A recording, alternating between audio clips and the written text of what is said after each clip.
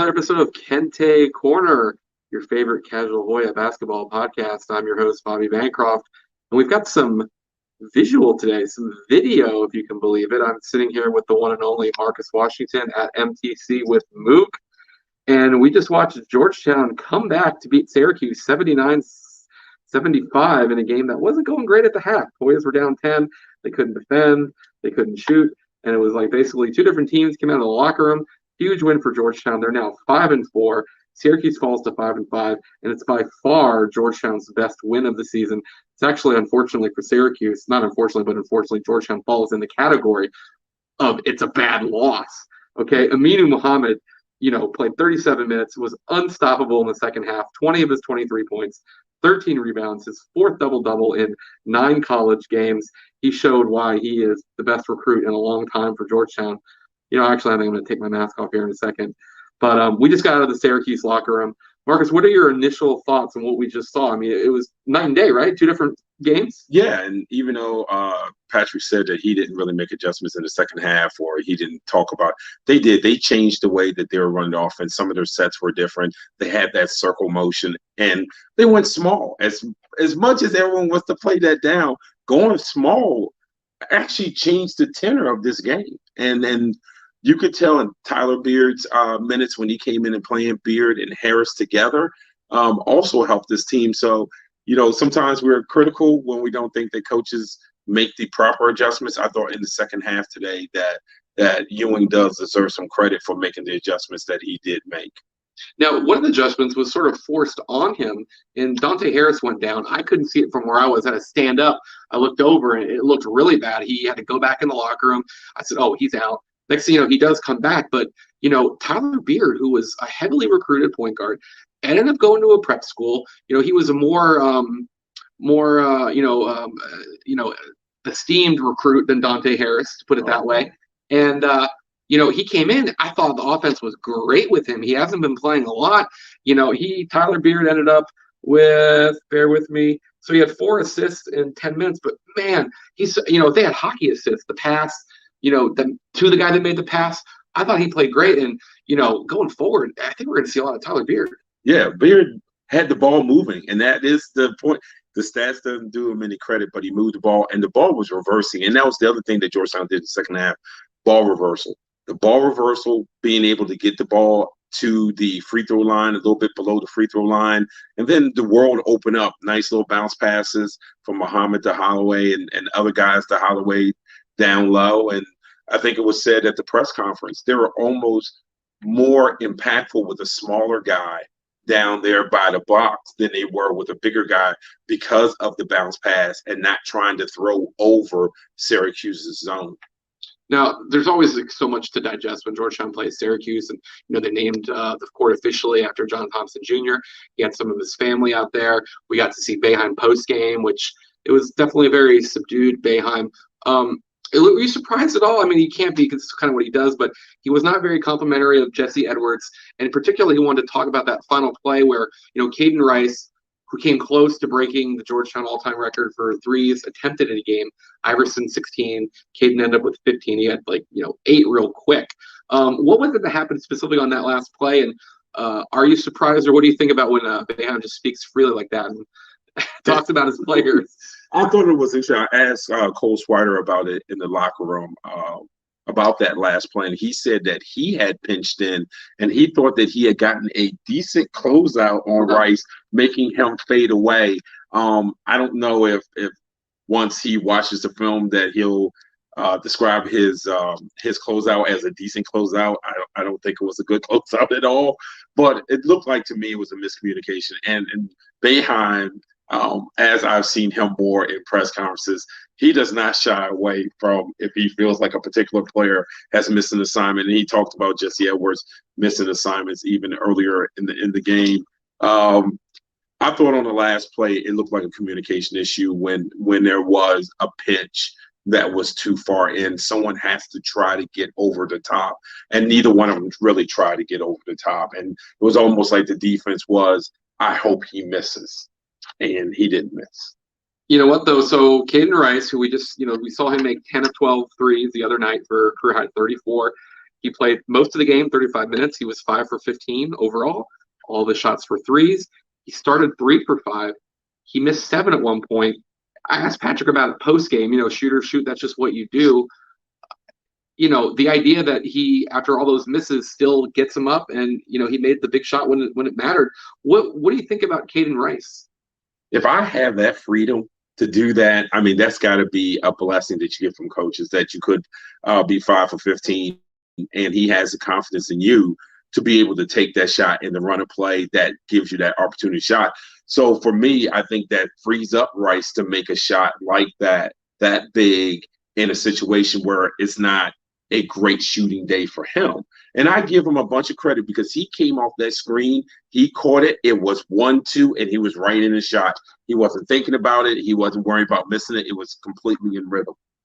Yeah, there's been a lot of great shooters that come through here. I feel like I always, between Austin Freeman and Hollis Thompson, and I'm going to miss a lot, DSR maybe, but man, just the way Caden can just effortlessly, that's why I thought we were going to see 23s, and he got a couple threes blocked in the first half.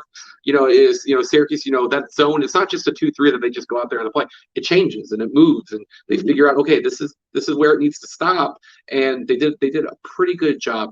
Now, Aminu Muhammad, okay, there were some people I was talking to and at halftime that maybe hadn't seen him yet, and we're kind of thinking, okay, raw, you're really aggressive, gets rebounds. I mean, is that one of the best halves we've seen by any Georgetown player? And Ron Bailey from Hoyer Report was talking about just his poise, catching it in the middle with the small ball. Just from a coach and just from what you've seen, how incredible was that second half? Well, again, he caught the ball in traffic. He tried to finish in traffic. In the first half, I thought he rushed it. Yeah, he's like 1 for 7, 1 for 8. In the second half, it's like he slowed it down. Like in the Matrix. Yeah, he slowed it down. And because he slowed it down, he was so much more efficient from there. And that's poise. I know stars don't mean a lot, but he was a 5-star. And he's one of the 5-stars who are actually playing like a 5-star on a team that needs him to play like a 5-star. He doesn't get a chance to kind of wait and feel it out. Like, he's the guy. And he has it. I mean, right now, he leads the team in rebounding. He leads the team in points. It's only 9 games, but I think that at least one of those is going to hold up. And, he's everything that everyone wanted. And, friend of the program, Jeff Goodman, just never has anything but good things to say about Georgetown. I can't help but read too much into it. Somebody retweeted him post-game where he said something like Aminu Muhammad is, really special, whatever. And it's hard not to take that comment and him sort of a little bit of shade to the coaching staff, right? Right. No doubt. Goodman. But no, Muhammad, the one thing I was impressed about is he only took 1 3-pointer. It was in rhythm. He made the 1 3-pointer, but he was disciplined in everything he did today. He didn't float out to the perimeter. He didn't float out away from where he was supposed to be against that zone. He was so disciplined, and that's not a small feat, especially for a freshman. You see juniors guys kind of drift and drip. He never drifted, and he set up so many things for other people. So he had half of Georgetown's offensive rebounds. I mean, what he's doing as a rebounding, I guess, do we want to call him a wing player, a guard, whatever you want to call him. He's not a big man, and he just gets the ball. Like, he just finds a way to get the ball. We were in there talking to Gerard, which was pretty cool. By the way, just to set up for Syracuse, it had an NCAA tournament feel in that, I mean, shoot, I haven't been in a locker room since COVID. Just walk right in, talk to guys, pretty cool. Now, we got to admit, Georgetown, they brought Muhammad out. They had 3 players. That's pretty good, right? But then to be able to walk in there and, the kids are just, the same kids that Jim might throw under the bus are just sitting there sort of in their little cubby holes waiting for guys to come and talk to them. And I thought he was pretty honest. And what do you think changed? Because at halftime, it was just like, wow, this kid can get whatever he wants. As much as they might have downplayed it, it was Georgetown going small and switching. Yeah. When they switched the ball screen, Gerard did not have any good looks. He was 1 for 7 in the second half, 0 for 5 from the 3-point line. And it was the switching. He didn't have any room. And it didn't seem like Syracuse adjusted to Georgetown's adjustment with going small. And that was a question that I probably should have asked behind. They basically only play 5 guys. Yeah. The local kid from here, I think he came out this, just show you the different media environment that maybe Georgetown basketball is in Syracuse, is what's the kid's name? It's Benny Williams. He came out and had to say, hey, look, guys, I'm not transferring. You know what I mean? Like, the fact that that's something that happens. It came brought up. I was on Syracuse radio yesterday, and they're stars up there. But I mean, they played 5 guys. They played 8 guys. No one off the bench had more than 9 minutes. I mean, they just don't have the guys, and there is no adjustment if you're not going to make substitutions. Right. And I thought maybe, what you do is you get Gerard off the ball so he can get the ball back in action. And if you get the ball back in action, a lot of times you can get the ball in space. But it didn't seem like Syracuse wanted to go to that. And look, I'm not telling Jim Boeheim how to coach.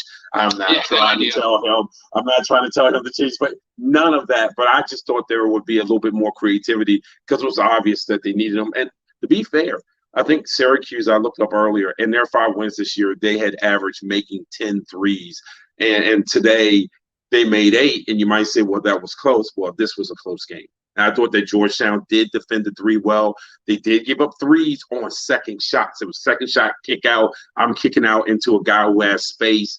But they really didn't have the defensive lapse give up the 3-point shot against Syracuse, not a bunch. And that also played a huge part in making things difficult for their shooters. So much good in the last 20 minutes. What do we think is most likely to stay with them? Like, what was sort of what happened today, and what do you think is the most likely thing or the most important thing that they need to continue going forward? Because look, let's be honest, I was talking before we got the players to come in, their best KenPom win before today was 200, beating Longwood. Syracuse is like mid-50s, maybe they're 60 or so now. So, for Georgetown, that looked pretty good today.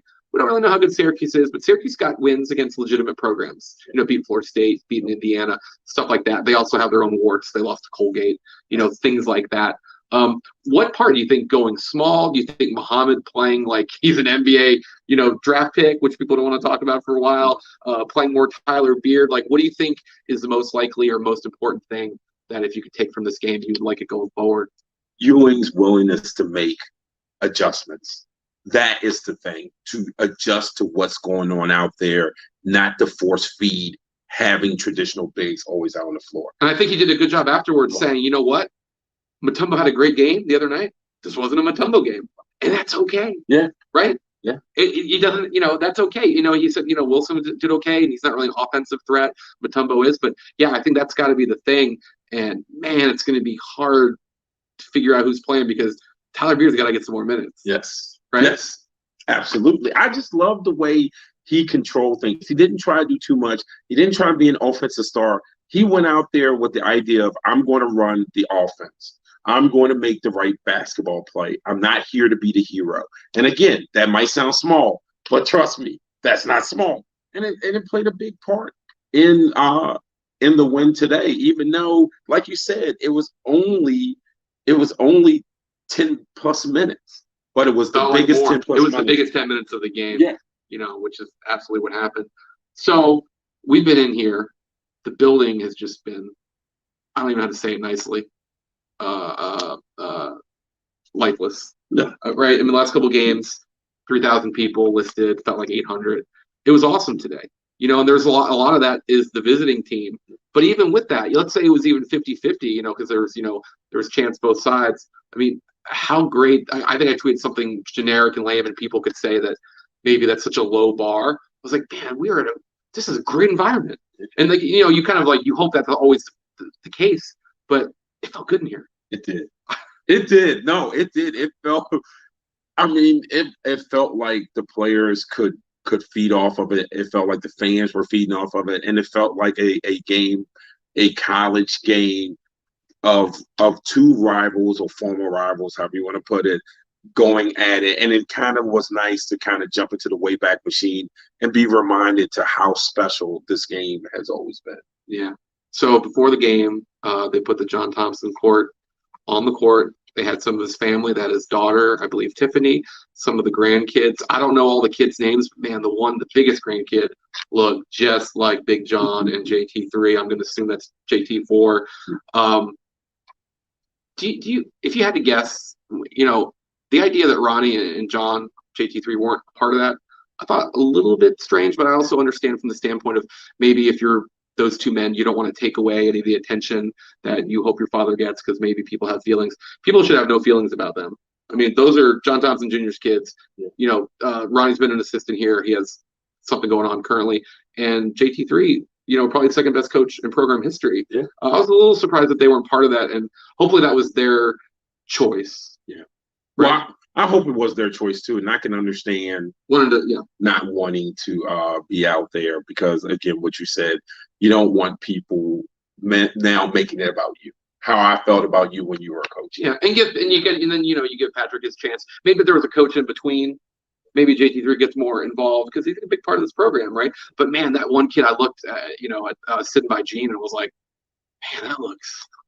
I mean, family is family. You can absolutely tell. So this is going to be posted on Kente Korner. Everyone subscribe, like, all that stuff. Let me know. Marcus has this on his StreamYard. I've tweeted it out. Hopefully people get a chance to look at it. Yeah. Anything more you want to add? Are you going to be here against Howard? I should be here against Howard. Howard's not bad. They're not bad. No, that could be an exciting game. Going from the 14,000 or so that were here and the building was rocking, and it's Georgetown-Syracuse and Ewing's and Boeheims and Matumbo and Alonzo Mourning. Everyone's here to going to maybe back down another 2,000 people. And how do they handle a team that's not bad and can beat you? Right, and that's what we're going to learn about this team is can you follow up a win like this against a next opponent that's from a smaller conference. Yeah, and they brought out 3 players, Muhammad, Harris, and Carey, and it's almost like Carey's only been here a year and 9 games, but he feels like he's like the grizzled vet. Thought, he gave you everything that you needed from him tonight. It got to the point where you're like, look, you can't really, they did the lineups with, Riley and Billingsley, and it was like, what, we're probably going to need these guys to stay in as long as possible. So I don't want to end here without talking about Don Carey and his effect and contributions to the game. Yeah, and it, again, only 7 shot attempts, but it was just his ability to control the play out on the floor, when to pass it, when to shoot it. Get to the line. And get to the line. I was going to say that the 4-point play opportunity. More 4-point play opportunities than him? No, he's been the league leader in that. Right, but I think he's been called for a couple of flop ones. The kickouts? Yeah, but hey, you take him when you can get him right. That was a huge spot when he got the 3 and they called the foul at the the under 8 or under 4. So it's nice. It's nice to do the StreamYard through Marcus and happy Kente Korners, right? I get accused of, and it's like, hey, like I can't affect what happens here, So it's good. Hopefully everyone enjoys it, and maybe we'll add some more video to this.